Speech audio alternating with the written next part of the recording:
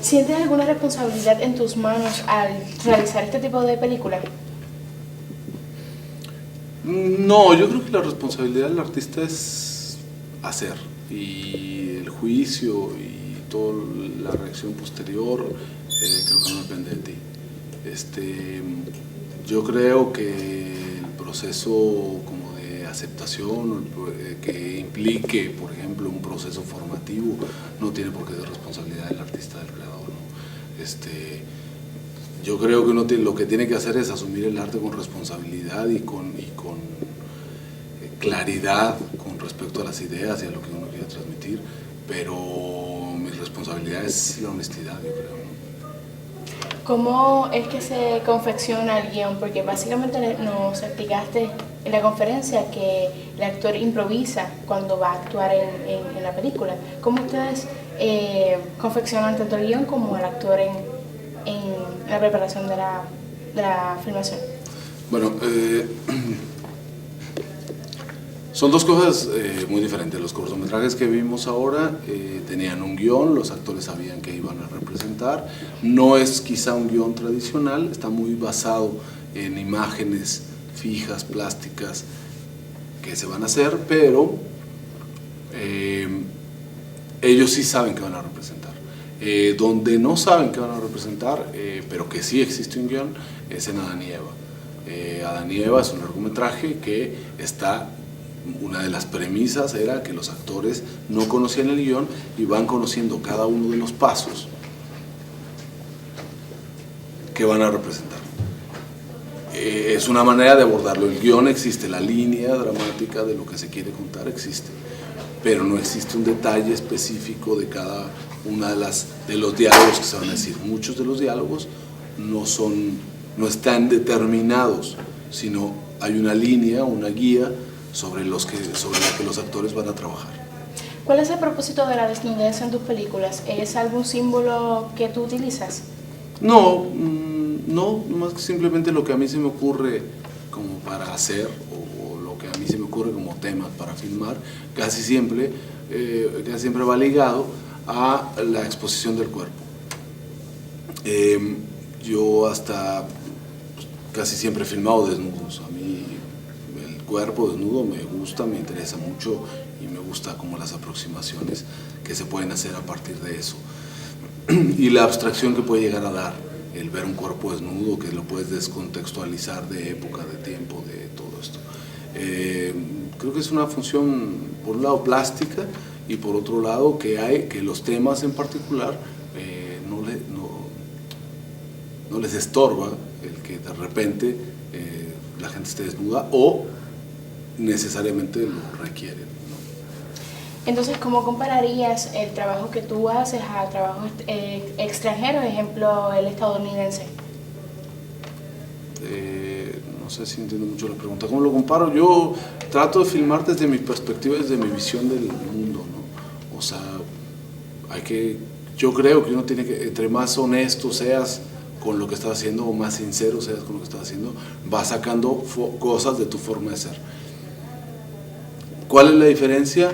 Que yo pienso como mexicano y veo la vida desde un punto de vista mexicano, y es algo que a mí me da orgullo.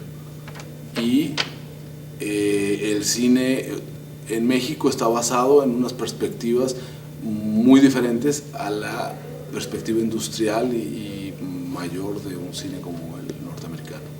Hay cine norteamericano que me interesa, pero son dos cosas diferentes. Mencionaste en la conferencia que querías tener en tus películas profundidad de campo. Explícanos un poquito qué son los shooters. Profundidad de campo. Es un principio fotográfico muy básico, muy elemental, es de las primeras cosas de la fotografía, que tiene que ver con que la fotografía está basada en un principio de exposición de un negativo a través de un lente, y ese lente siempre tiene tiene un diafragma, un iris que se cierra para dejar pasar la cantidad de luz suficiente para exponer el negativo. Entre más cerrado esté la perforación que va a dejar pasar la luz, mayor profundidad de campo tienes, que quiere decir cuánto está en foco y cuánto no está en foco. El enfoque tanto en la fotografía como en el cine es discrecional. Uno puede poner el foco donde uno quiera y acentuar a través de es un elemento más del lenguaje cinematográfico. Tú lo puedes utilizar como un elemento más. Si tú tienes a alguien en primer plano, fuera de foco, y el foco lo tienes al fondo, es porque tú quieres que la atención esté en otro lado, o que la atención esté en primer plano y te cause una sensación. Son elementos del lenguaje cinematográfico. La profundidad de campo es un elemento más. Yo hablaba de eso en un caso específico, que era un corto en el que yo necesitaba que hubiera mucha profundidad de campo, que una persona en primer plano estuviera en foco y que un edificio a 500 metros de distancia estuviera en foco. Para eso necesitaba unas especificaciones técnicas muy concretas que tenían que ver con filmar con lentes angulares y material muy sensible, que tenga más rango de exposición al filmar en exteriores día, y con eso tienes una posibilidad de foco mucho más amplia. ¿Proyectos nuevos que tengas en mente, aparte de los que ya has hecho? Estamos trabajando sobre un guión en proceso de solicitar financiamiento. Se llama La Sangre Iluminada. Es un guión escrito con un escritor chileno que se llama José Ignacio Valenzuela, que actualmente vive en Puerto Rico, y que gracias a él hemos ido logrando como todos este contacto de venir para acá y todo esto. Él ayudó en esta promoción. Y estamos ahora pues, en la búsqueda del financiamiento para este nuevo proyecto. Es un proyecto que habla de transmutación. Es la historia de un alma en 6 cuerpos diferentes. Una historia de transmutación en vida. Casi siempre tus trabajos son con temas bastante profundos. Pues no sé si profundos, yo no sé si sería la palabra, pero yo lo que diría es, pues quizá oscuros sería la palabra. O sea, yo creo que a partir de cierto momento en la obra, yo encontré la manera de representar una parte oscura interna mía que necesitaba abrir y sacar, y entonces me decidí por ese lado. Es una apuesta, ¿no? Es así como hay gente que le gusta hacer comedia, hay gente que le gusta transmitir las emociones contrarias a la risa, y yo me consideraría alguien que busca más bien la nostalgia, la tristeza, el hastío. Esos serían como mis temas. Entonces, ¿cómo ha sido la percepción del público? Pues yo creo que favorable. O sea, el arte, cualquier arte tiene, o sea, es un medio de exposición. Tú pones una idea a consideración y el público tiene todo el derecho de gustar o no gustar del arte que tú propones. Yo te diría que para mí es favorable, porque incluso el que alguien se salga de la sala te está dejando ver algo, te está dejando ver una idiosincrasia particular, una forma, una ideología.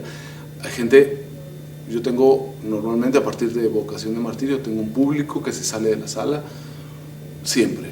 O sea, yo cuando menos tengo 1 o 2 gentes que se van a salir de la sala porque no van a aguantar. Está bien, me parece que se vale, es una forma. Yo estoy contando algo que hay gente a la que no le va a interesar. Me interesa la gente que se queda. Adán y Eva, se me sale gente en las funciones. Está bien. O sea, yo no puedo complacerlos a todos así, no es mi función. Mi función es yo contarlo, y espero que a alguien le llegue, habrá 1 o 2 o más gente a la que le llegues. Yo creo que bien. Adán y Eva, por ejemplo, es una película en la que en Guadalajara llegué a tener funciones donde se me salieron 30 personas, pero se quedaron 250 aplaudiendo a rabiar, y para mí eso es muy importante. Yo sé que esas 30 personas que salieron van a hablar de la película también, van a hablar pestes de la película, pero bueno, pero está bien, o sea, se valen las dos cosas, ¿no? O sea, yo creo que Adán y Eva, por ejemplo, tiene una cosa mucho más concreta, mucho más específica, que tiene que ver con una cosa generacional. Yo tengo un público, en Adán y Eva yo puedo reconocer un público entre los 16 y los 30 años. Arriba de 30 años ya hay gente muy establecida, muy alineada y que ya tiene todo muy claro y que no le interesa la mínima modificación de su esquema de vida. Abajo de esa edad, el público le gusta mucho la película. Arriba de 45 los pierdo a todos. O bueno, me queda uno o dos. ¿Qué tan dispuesto está la gente a enfrentar ciertas cosas, ¿no? La gente mayor de 40 años, 45 años, estaba acostumbrada o viene acostumbrada, toda es una generación que busca un mensaje en el arte, una moraleja en el arte. No es mi función, yo no doy mensajes, yo digo cosas, yo doy ideas, pero no estoy tratando de decirle a alguien que cambie su vida o que ponga o que entienda algo.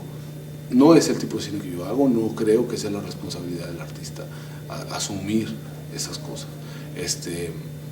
Entonces, para mí, si un público se sale, me parece, o sea, yo lo que odiaría, lo peor que me podría pasar en la vida es que alguien llegara y me dijera, qué bonita película, o sea, un comentario así que no me diga nada. O sea, prefiero que alguien se levante y me diga, odié tu película, no la soporté, me parece tediosa, me parece lo que sea, horrible. O alguien que llegue y te diga, me gustó por esto, me tocó por lo otro. Está bien, o sea, ese balance, pero tú no te puedes quedar en medio, yo no aspiro a quedarme en medio. Entonces, he tenido reacciones a favor muy buenas y en contra muy buenas. O sea, muy duras, muy dolorosas. Pero cuando tú asumes la postura de que tú lo que estás, o sea, el de dirigir cine no significa ser el que maneja todas las cosas, todo, significa exponerte, y exponerte internamente a veces. Y entonces todo lo que suceda con una obra que tú haces, a veces te tiene un rebote muy duro, y a veces no gusta, y es tu mundo interno, y duele muy feo. Pero tú sabías que te estabas exponiendo a eso y asumiste esa responsabilidad. Entonces me parece que ni modo, hay que asumirla y hay que escuchar. Sobre todo, ojalá pudiera escuchar más lo que dice la gente que no le gusta que lo que dice la gente que le gusta. Porque escuchar lo que dice la gente que te gusta está muy bueno, muy grato, pero también puede llegar a ser muy complaciente. O sea, si tú no te cuidas y tienes una distancia, puedes llegar a ser muy autocomplaciente contigo mismo y creer que todo está bien. Si tú escuchas lo que está mal o lo que a la gente no le gusta o a cierta gente no le gusta, puedes aprender mucho más. A ver, ojo, o sea, a lo mejor tú no viste algo que evidentemente es un error, o a lo mejor algo que tú creías que estaba muy bien, hay gente a la que no le gusta. Entonces, ese balance hay que, o sea, cualquiera que expone algo tiene que tener el equilibrio de escuchar las dos partes para tratar de sacar un balance y que tu siguiente obra tenga un carácter mayormente reflexivo o más reflexivo que el anterior.